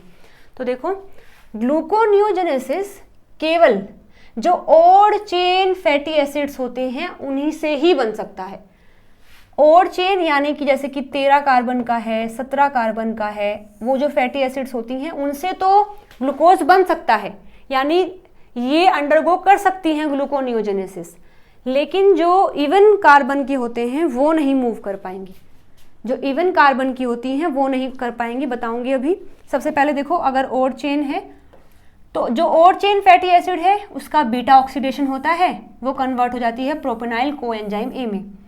फिर ये कन्वर्ट होता है डी मिथाइल मेलोनाइल कोएंजाइम ए में। फिर ये कन्वर्ट होता है एल मिथाइल मेलोनाइल कोएंजाइम ए में। फिर ये कन्वर्ट होता है फाइनली सक्सिनाइल कोएंजाइम ए में। और सक्सिनाइल कोएंजाइम ए मूव कर जाता है TCA साइकिल में और यहाँ से बन जाता है ग्लूकोज। देखो कैसे बताऊंगी अभी, ये पूरा पाथवे आप याद रखोगे। वैसे तो हम इसको पढ़ेंगे भी डिटेल में, जब हम लिपिड्स का मेटाबॉलिज्म पढ़ेंगे तो ये सब डिटेल में पढ़ेंगे हम, बट फिलहाल भी आपको याद रखना है कौन कौन से एंजाइम यहाँ इन्वॉल्व हुए हैं। तो अल्टीमेटली जो अपना फैटी एसिड है वो किस में कन्वर्ट हो गया, सक्सिनाइल कोएंजाइम में। तो यहाँ से कैसे बनेगा ग्लूकोज, एक बार ये देखते हैं। देखो यहाँ पर एंटर हुआ है, देखो ये जो अपना फैटी एसिड था ये सारे रिएक्शन करके इसने बना दिया सक्सिनाइल कोएंजाइम ए, यानी ये यहाँ से एंटर कर गया। फिर ये कन्वर्ट होगा सक्सिनेट में, फिर फ्यूमरेट में, फिर मैलेट में। और आपको पता है ना कि मैलेट से हमने क्या किया था, मैलेट को हमने बाहर निकाल दिया था साइटोसोल में, साइटोसोल में हमने बाहर निकाल दिया था। फिर मैलेट से क्या बना था, ऑक्सैलो एसिटिक एसिड। डायग्राम है क्या, नहीं। फिर ऑक्सैलो एसिटिक एसिड और फिर यहाँ से बना था पेप, और पेप से फिर मूव करते करते करते करते बन गया था ग्लूकोज, जो हमने फर्स्ट पाथवे पढ़ा था। ठीक है, तो सक्सिनाइल कोएंजाइम ए से एंटर किया, सक्सिनेट, फ्यूमरेट, मैलेट। मैलेट को हमने माइटोकॉन्ड्रिया से बाहर निकाल दिया, बन गया यहाँ आकर साइटोसोल में आकर के बन गया ऑक्सैलो एसिटिक एसिड। फिर ये पेप में कन्वर्ट हो गया, फिर पेप से तो वो पूरा पाथवे चलेगा वो जो भी हम देख के आए थे, और फाइनली हमें ग्लूकोज मिल जाएगा। ठीक है, तो ये तो बात है odd chain amino fatty acids की। जो इवन चेन फैटी एसिड्स जैसे कि 12 कार्बन की है, 14 की है, 16 की है, इनकी बात करते हैं। Even number carbon chain fatty acids do not undergo gluconeogenesis because their breakdown form acetyl coenzyme A. तुम्हें याद हो तो एनिमल्स के अंदर अभी हम पढ़ के आए थे स्टार्टिंग में ही कि एनिमल्स के अंदर जो 2 कार्बन वाला कंपाउंड है, कौन, एसिटाइल कोएंजाइम ए, ये ग्लूकोनियोजेनेसिस नहीं कर सकता। तो ये जो इवन चेन वाली फैटी एसिड्स होती हैं ये अल्टीमेटली कन्वर्ट होती हैं एसिटाइल कोएंजाइम ए में, और ये मूव नहीं कर सकता ग्लूकोनियोजेनेसिस में। तो जो इवन चेन वाली फैटी एसिड्स होती हैं वो ग्लूकोनियोजेनेसिस नहीं कर सकती, ये बात आप याद रखेंगे। जो ऑड चेन वाली है वो कर सकती है, क्योंकि वो कन्वर्ट हो जाती है प्रोपेनाइल कोएंजाइम ए में और फाइनली कन्वर्ट हो जाती हैं सक्सिनाइल कोएंजाइम ए में। वहां से रिएक्शन होकर के वो बनाती हैं ऑक्सैलो एसिटिक एसिड, उससे पेप बनेगा और सीधा फिर ग्लूकोज में चीजें कन्वर्ट हो जाएंगी। ठीक है, आगे देखिए। नेक्स्ट आया है gluconeogenesis with the help of amino acid, जो कि हमारा लास्ट सबस्ट्रेट रह गया है अमीनो एसिड से। अब अमीनो एसिड में भी 3 टाइप के अमीनो एसिड हम पढ़ते हैं, ketogenic amino acid, glucogenic amino acid, एम्फीबोलिक amino acid. ये नाम इसी बिहाफ पर रखे गए हैं कि कौन सा अमीनो एसिड ग्लूकोनियोजेनेसिस कर सकता है। ठीक है, तो जो सेकंड वाले हैं ये तो सारे कर सकते हैं। एम्फीबोलिक वाले कर भी सकते हैं, नहीं भी। एम्फीबोलिक क्या होते हैं? जो ग्लूकोजेनिक भी होते हैं, कीटोजेनिक भी होते हैं, लेकिन ये कभी भी ग्लूकोनियोजेनेसिस नहीं कर सकते। अगेन सेम कारण है, क्योंकि जो कीटोजेनिक अमीनो एसिड होते हैं वो फाइनली कन्वर्ट होते हैं एसिटाइल कोएंजाइम ए में, और क्योंकि ये ग्लूकोनियोजेनेसिस नहीं कर सकता तो ये अमीनो एसिड भी नहीं कर सकते हैं। ठीक है, चलिए अब देखते हैं कि कौन कौन से अमीनो एसिड किस तरीके से बिहेव करेंगे। तो ये डायग्राम बहुत ही बेहतरीन डायग्राम है, सब चीज़ें इसमें कन्वे हो गई हैं। तो जो रेड कलर में दिए गए हैं वो हैं ग्लूकोजेनिक, जो ग्रीन में दिए गए हैं वो है कीटोजेनिक, जो पर्पल में दिए गए हैं वो ग्लूकोजेनिक, मतलब वो एम्फीबोलिक है। तो आप देखेंगे जितने भी अमीनो एसिड हैं उनमें से केवल लाइसिन और ल्यूसिन कीटोजेनिक अमीनो एसिड हैं, इसीलिए दे नेवर अंडरगो ग्लूकोनियोजेनेसिस। ये बात आपको याद रखनी है कि लाइसिन और ल्यूसिन कभी भी ग्लूकोनियोजेनेसिस नहीं कर सकते। क्यों नहीं कर सकते? क्योंकि ये कन्वर्ट होते हैं अल्टीमेटली एसिटाइल कोएंजाइम ए में, और एसिटाइल कोएंजाइम ए कभी भी ग्लूकोज नहीं बना सकता। ठीक है, तो देखो एक बार, ये जो एलेनिन है, ग्लाइसिन है, सिस्टीन है, सेरीन है, आर्जिनिन है, हिस्टिडीन है, प्रोलिन है, ग्लूटामिन है। अच्छा, पहले यहाँ से देखते हैं, ये जो रेड वाले हैं ये क्या है? ग्लूकोजेनिक है। तो ये चारों कन्वर्ट होंगे पायरुवेट में। पायरुवेट से फिर हमें पता है, हमने पढ़ रखा है, पायरुवेट कन्वर्ट होता है ऑक्सैलो एसीटेट में। ऑक्सैलो एसीटेट कन्वर्ट हो जाता है फोस्फेनोल पायरुवेट में, और फाइनली ये बना देता है ग्लूकोज। ठीक है, ऐसे देखो यहाँ पर जो रेड वाले हैं ये कन्वर्ट होते हैं चारों ग्लूटामेट में। ग्लूटामेट फिर कन्वर्ट होता है अल्फा कीटोग्लूटारेट में, ये कन्वर्ट होता है सक्सिनाइल कोएंजाइम ए में, सक्सिनेट में, फ्यूमरेट में, मैलेट में, मैलेट से फिर OAA, OAA से पैप, पैप से फिर ग्लूकोज। मिथ्योनिन, वेलिन कन्वर्ट होते हैं सक्सिनाइल कोएंजाइम ए में, succinate, fumarate, malate, OAA, PEP और ग्लूकोज। जो एस्पार्टेट है वो फ्यूमरेट में, फ्यूमरेट से malate, oxaloacetate, PEP, PEP से फिर ग्लूकोज। एस्पार्टेट, एस्पाराजिन ये तो डायरेक्टली कन्वर्ट ही होते हैं OAA में, और फिर ये पैप और पैप से ग्लूकोज। ठीक है, अब ये जो पर्पल वाले हैं इनके बारे में देखो। अब ये जो पर्पल वाले हैं ये ग्लूकोजेनिक भी हैं, देखो ग्लूकोजेनिक भी हैं ये यहाँ पर, क्योंकि यहाँ 4, 1 2 3 4 5 दिए हैं, तो 2 यहाँ आ गए, फिर यहाँ आ गए, यहाँ आ गए, तो ये भी अगेन यहाँ कन्वर्ट हो सकते हैं, यहाँ हो सकते हैं, यहाँ हो सकते हैं। अब अगर बात की जाए लाइसिन की, अच्छा ये कीटोजेनिक भी क्यों है? क्योंकि ये एसिटाइल कोएंजाइम ए में भी कन्वर्ट हो सकते हैं, तो इसलिए ये कीटोजेनिक भी हैं, और ये बाकी चीज़ों में भी कन्वर्ट होकर के ग्लूकोज बना सकते हैं, इसलिए ये ग्लूकोजेनिक भी हैं। लेकिन अगर बात की जाए लाइसिन की, ये केवल और केवल कन्वर्ट होते हैं एसिटाइल कोएंजाइम ए में, तो ये कभी भी ग्लूकोज नहीं बना पाएंगे। ठीक है, तो ये कारण है कि ये कभी भी ग्लूकोनियोजेनेसिस नहीं कर सकते हैं। ठीक है, ये बात समझ आ गई है। तो आपको याद रखना है कौन कौन से अमीनो एसिड हैं जो ग्लूकोज बना सकते हैं। तो जो ग्लूकोजेनिक हैं वो कर सकते हैं, बस तुम याद रख लेना कीटोजेनिक वाले लाइसिन और ल्यूसिन ये नहीं बना सकते, बाकी सब बना सकते हैं। ठीक है, बस तुम्हें ये याद रखना है कि कौन सा कैसे बनाता है। जैसे ये चारों पायरुवेट से होकर के अपना पाथवे स्टार्ट करते हैं, ये चारों अल्फा कीटोग्लूटारेट से हेल्प लेते हैं, ये दोनों सक्सिनाइल कोएंजाइम ए से, ये अकेला फ्यूमरेट से, ये दोनों OAA से। ठीक है, यहाँ पर ये जो है इनका भी आप याद रखेंगे कि थ्रियोनिन और ट्रिप्टोफैन पायरुवेट से, थ्रियोनिन और आइसोल्यूसिन इससे करेंगे, ये दोनों यहाँ से करेंगे। ठीक है, और ये कभी जा ही नहीं पाएंगे। अब मैं समझती हूँ एक कॉमन सा क्वेश्चन आपके मन में आया होगा, क्या मैंने ये साइकिल ली है? 1 मिनट रुकिए, 1 मिनट बस, इसी से देख लेते हैं।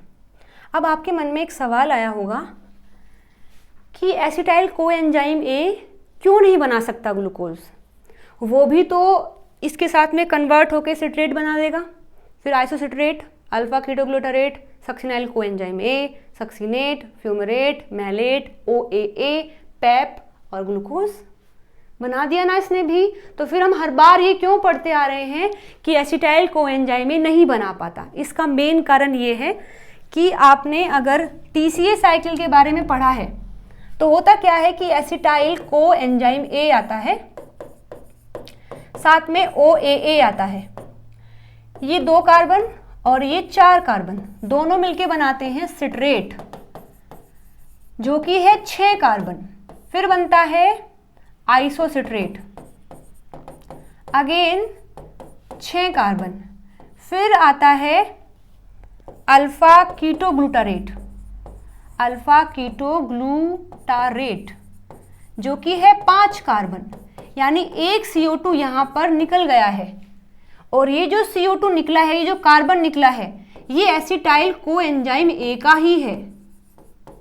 ओके, इसके बाद फिर ये कन्वर्ट हुआ सक्सिनाइल कोएंजाइम ए में, सक्सिनाइल कोएंजाइम ए में, जो कि 4 कार्बन का है, यानी अगेन यहाँ एक CO2 निकल गया है। ये जो कार्बन निकला है ये भी एसिटाइल कोएंजाइम ए वाला ही कार्बन है, यानी यहाँ से इसने एंटर किया था बट वो निकल गया है पहले ही, वो पहले ही निकल गया है यहाँ से। इस तरीके से एसिटाइल कोएंजाइम ए कभी भी नहीं बना पाएगा। अब ये जो कार्बन रह गए हैं ये OAA वाले हैं, फिर ये कन्वर्ट होगा सक्सिनेट में, फिर फ्यूमरेट में, फिर मैलेट में और फिर OAA में। तो यहाँ तक जो कार्बन घूम के गया है वो यही वाले कार्बन है। ये जो कार्बन एंटर किए थे वो पहले ही CO2 की फॉर्म में निकल गए हैं। तो इसलिए हम कहते हैं कि ये जो एसिटाइल कोएंजाइम ए है ये नहीं कर पाएगा ग्लूकोनियोजेनेसिस, क्योंकि इसके कार्बन पहले ही CO2 की फॉर्म में निकल जाते हैं। हाँ, ये तब पॉसिबल था कि अगर हम इन दोनों स्टेप को किसी तरीके से अवॉइड कर दें और सीधा आइसोसिट्रेट को हम कन्वर्ट कर दें सक्सिनेट में, सक्सिनेट से फिर फ्यूमरेट, मैलेट, तब हम कह सकते हैं कि इसका पार्टिसिपेशन हुआ है। बट यहाँ ये जो एंटर किए थे दोनों पहले ही बाहर निकल गए हैं, इसलिए एसिटाइल कोएंजाइम ए कभी भी ग्लूकोनियोजेनेसिस नहीं कर पाता है। मैं उम्मीद करती हूँ ये बात तुम्हें समझ आई होगी। ठीक है, तो अभी सारे डाउट क्लियर हैं। और एक चीज़ और देखो, हमने पढ़ा है कि सारे जो ग्लूकोजेनिक अमीनो एसिड हैं वो हेल्प करते हैं, बट मेन आता है एलेनिन, मेन आता है एलेनिन, ये मोस्ट अबंडेंट है जो कि हेल्प करता है ग्लूकोनियोजेनेसिस में। तो अगेन देखो, ये हमारे अगेन मसल सेल आ गए हैं। मसल सेल में हमने पढ़ा था कि ग्लूकोज जो है वो कन्वर्ट होता है पायरुवेट में, पायरुवेट से लैक्टेट में, लैक्टेट फिर यहाँ जाता है, वो था कोरी साइकिल। इसको देखो, ये पायरुवेट के पास 2 फेट होते हैं, या तो वो लैक्टेट में कन्वर्ट हो जाता है या फिर वो एलेनिन में कन्वर्ट हो जाता है। जाना इसको यहीं पर है, चाहे वो लैक्टेट में कन्वर्ट हो तो भी वो लीवर में जाएगा, या फिर कन्वर्ट हो रहा है एलेनिन में तो भी लीवर में जाएगा। बट एक तरीके से सब्सटेंस अलग अलग बन गए हैं। तो हुआ क्या कि पायरुवेट अब की बार कन्वर्ट हो गया एलेनिन में। कैसे कन्वर्ट हुआ? पायरुवेट के पास जो मतलब पायरुवेट में ऐड हो गया है NH2 और इसने बना दिया एलेनिन। फिर ये जाएगा ब्लड में और ब्लड से फिर ये आ गया है लीवर में। फिर इस एलेनिन को, इसके NH2 को निकाल करके यूरिया बना दिया जाता है, जो यूरिन की हेल्प से बॉडी से बाहर निकल जाता है। और ये एलेनिन फिर कन्वर्ट होता है पायरुवेट में, और ये पायरुवेट फिर कन्वर्ट होता है ग्लूकोज में। ग्लूकोज फिर जाता है ब्लड में और फिर यहाँ आकर के पूरी प्रोसेस चलती है। तो ये जो एलेनिन है ये कन्वर्ट हुआ है पायरुवेट में, अभी हमने देखा भी था। ये देखो, एलेनिन कन्वर्ट हुआ पायरुवेट में, पायरुवेट से फिर ये प्रोसेस चलेगी ये वाली और फाइनली ग्लूकोज मिल जाएगा। और एंजाइम का नाम क्या था? Alanine amino transferase. यस, यहाँ पर इससे इसमें कन्वर्ट होता है, कन्वर्जन होता है with the help of alanine amino transferase.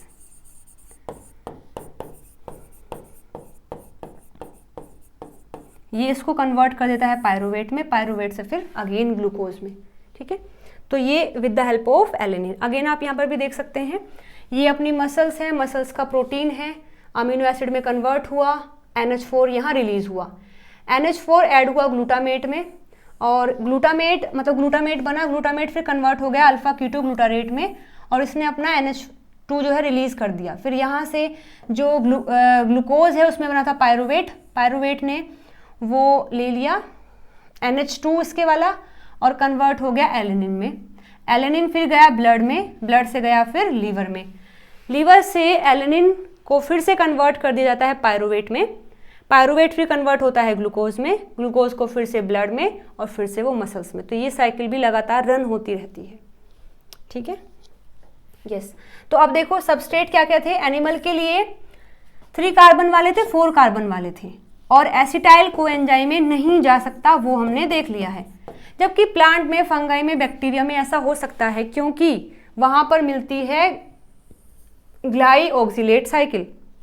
और जो मैंने आपको अभी बताया था ना ये वाला, ये कि ये अगर बाईपास हो जाए, ये दोनों स्टेप अगर बाईपास हो जाए तो हम बोल सकते हैं कि ये भी हेल्प करेगा ग्लूकोज की फॉर्मेशन में। तो ये जो साइकिल है ग्लाइऑक्सिलेट, बेसिकली ये इन दोनों स्टेप्स को ही बाईपास करने में हेल्प करती है। ये जो साइकिल है ये हम अभी कल वाली क्लास में पढ़ लेंगे। मैं आपको बता दूंगी कि बैक्टीरिया, फंगाई और जो बाकी चीज़ें हैं उनमें कैसे जो एसिटाइल कोएंजाइम है, कोएंजाइम ए है, वो भी ग्लूकोज बना सकता है। ठीक है, ओके। सो आगे देखिए, रेगुलेशन की बात करते हैं। पाथवे हमने पूरा पढ़ लिया है, अभी रेगुलेशन भी जरूरी है। Regulation of gluconeogenesis is necessary because most of steps occur in the cytosol which also the site of glycolysis। इसका रेगुलेशन जरूरी है क्योंकि ग्लूकोनियोजेनेसिस के जो मोस्टली स्टेप हैं वो साइटोसोल में होते हैं और साइटोसोल में ही ग्लाइकोलिसिस भी हो रहा है। तो वो कुछ खास काम नहीं करेगा कि ग्लाइकोलिसिस ग्लूकोज से पायरुवेट बना रहा है, वहीं पर ग्लूकोनियोजेनेसिस उस पायरुवेट से फिर ग्लूकोज बना रहा है। तो ये कुछ ठीक नहीं रहेगा, इसलिए रेगुलेशन जरूरी है। अगर ग्लाइकोलिसिस हो रही है तो ग्लूकोनियोजेनेसिस को रोकना पड़ेगा, नहीं तो कोई फायदा नहीं है। और अगर ग्लूकोनियोजेनेसिस हो रही है तो ग्लाइकोलिसिस को रोकना पड़ेगा, इसलिए रेगुलेशन जरूरी है। कितने तरीके से हो सकता है देखो, एलोस्टेरिक रेगुलेशन हो सकता है, यानी कि जो एंजाइम्स हैं उन पर हम एडिशन करके और उसको नेगेटिवली या पॉजिटिवली रेगुलेट कर सकते हैं। Is a process where regulatory molecules bind to the enzymes at a site other than the active site to regulate the enzyme's activity और substrate specificity. This process occur at the multiple steps in the gluconeogenesis, जैसे कि pyruvate carboxylase जो कि सबसे पहला step वाला enzyme था, वहां पर एसिटाइल कोएंजाइम एक पॉजिटिव की तरह काम करता है। ऐसा क्यों है देखो, एक मिनट, ऐसा क्यों होता है? तो ये जो एसिटाइल कोएंजाइम है जो बनता है फैटी एसिड की ऑक्सीडेशन से, ये इस एंजाइम को एक्टिवेट कर देता है जिससे ऑक्सैलो एसीटेट बनता है। और जब पायरुवेट एंटर करता है क्रेब्स साइकिल में, so it is first converted to acetyl coenzyme A. If abundant pyruvate is present, an ample supply of acetyl coenzyme A will also be available। मानो हमारे cell के अंदर पायरुवेट है, pyruvate बनाता है एसिटाइल कोएंजाइम A, और अगर ये ज़्यादा हो रहा है इसका मतलब पायरुवेट भी ज़्यादा है, और पायरुवेट ज़्यादा है तो ज़रूरी है पायरुवेट को ग्लूकोज में कन्वर्ट कर दिया जाए। तो ये ज़्यादा है तो ये जा करके पायरुवेट कार्बोक्सिलेज को एक्टिव कर देता है, फिर वो पायरुवेट कार्बोक्सिलेज इसको कन्वर्ट कर देता है OAA में और फिर ग्लूकोनियोजेनेसिस होती है। तो इस तरीके से ये जो एंजाइम है ये एक्टिवेट करता है, मतलब ये जो कंपाउंड है ये एक्टिवेट करता है। ठीक है, दूसरा है फ्रक्टोज 1,6 बिसफॉस्फेटेज के लिए AMP और फ्रक्टोज 2,6 बिसफॉस्फेट, ये क्या है? ये इनहिबिट करता है इस एंजाइम को। ठीक है, ये एक्टिव करता है इस एंजाइम को और बाकी ये दोनों इसको इनहिबिट करते हैं, एलोस्टेरिकली इनहिबिट और एक्टिवेट हो रहे हैं। तो ये चीज़ें याद रखनी है। हार्मोन का सिक्रेशन भी इसका रेगुलेशन हो सकता है। हार्मोन्स जैसे कि इंसुलिन है, ग्लूकागन है और ग्लूकोकोर्टिकोइड्स हैं, प्रमोट करते हैं और इनहिबिट भी कर सकते हैं ग्लूकोनियोजेनेसिस को by modulating gluconeogenic pathway and regulating gene expression. जैसे देखो फॉर एग्जाम्पल कोई स्ट्रेस हार्मोन है जैसे कि ग्लूकागन और कोर्टिसोल, ये दोनों क्या है? अपने स्ट्रेस हार्मोन है। Up regulate enzymes that stimulate gluconeogenesis. अगर हम स्ट्रेस कंडीशन में हैं तो बॉडी को ज़्यादा रिक्वायरमेंट होती है ATP की, मतलब ज़्यादा रिक्वायरमेंट है ग्लूकोज की, ताकि वहाँ पर फिर एक तरीके से ग्लूकोज हर बॉडी पार्ट्स के पास जा सके। तो अगर स्ट्रेस कंडीशन है तो स्ट्रेस हार्मोन जो ग्लूकागन है और कोर्टिसोल हैं, ये ग्लूकोनियोजेनेसिस को स्टिमुलेट करते हैं ताकि ज़्यादा से ज़्यादा ग्लूकोज बने। क्योंकि स्ट्रेस कंडीशन में हम खाना पीना छोड़ देते हैं तो बाहर से तो ग्लूकोज आएगा नहीं, बॉडी को खुद ही बनाना पड़ेगा। तो यहाँ पर ये दोनों हार्मोन मिलकर के इस काम को करते हैं।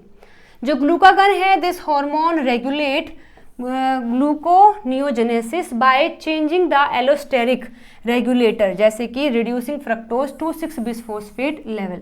ये क्या कर देता है, फ्रक्टोज 2,6-बिसफॉस्फेट के लेवल को डिक्रीज कर देता है। अभी हम पढ़ के आए थे ना कि फ्रक्टोज 2,6-बिसफॉस्फेट इसको इनिबिट कर देता है। जब ग्लूकागन आता है तो वो इसको कम कर देगा, तो ये इनिबिट नहीं होगा और ये एक्टिव रहेगा। ये एक्टिव रहेगा तो फिर ग्लूकोज बन पाएगा। Insulin on the other hand suppress करता है ग्लूकोनियोजेनेसिस को। जो इंसुलिन है उसका काम है ग्लूकोनियोजेनेसिस को रोकना, ठीक है। और क्योंकि इंसुलिन का काम ही क्या होता है, ग्लाइकोजन की फॉर्मेशन करना, मतलब कि जो ग्लूकोज आया है उससे ग्लाइकोजन बनाना। तो पहले ही ऑलरेडी ब्लड में ग्लूकोज ज़्यादा है इसलिए इंसुलिन बना है। तो जब पहले ही ब्लड में ग्लूकोज ज़्यादा है तो फिर ग्लूकोनियोजेनेसिस की कोई रिक्वायरमेंट है नहीं। तो इंसुलिन ग्लूकोनियोजेनेसिस को रोकता है और ग्लाइकोजन की सिंथेसिस को बढ़ाता है, जबकि ग्लूकागन और कोर्टिसोल जो एंजाइम्स हैं वो ग्लूकोनियोजेनेसिस को बढ़ाते हैं, यानी ग्लाइकोजन के ब्रेकडाउन को भी स्टिमुलेट करते हैं और सिंथेसिस को रोकते हैं, ठीक है।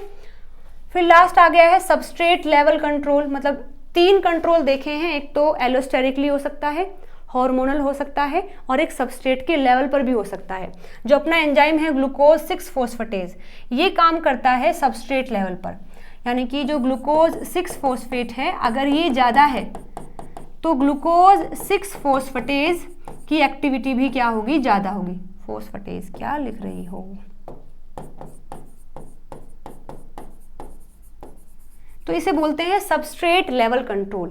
यानी अगर ये ज़्यादा है तो इसकी एक्टिविटी भी ज़्यादा होगी और इसकी एक्टिविटी ज़्यादा है तो ग्लूकोनियोजेनेसिस भी ज़्यादा होगा, ग्लूकोनियोजेनेसिस भी ज़्यादा होगा। तो this is called substrate level control, जो कि एंजाइम ग्लूकोज 6-फोस्फेटेज के लिए होती है, ठीक है।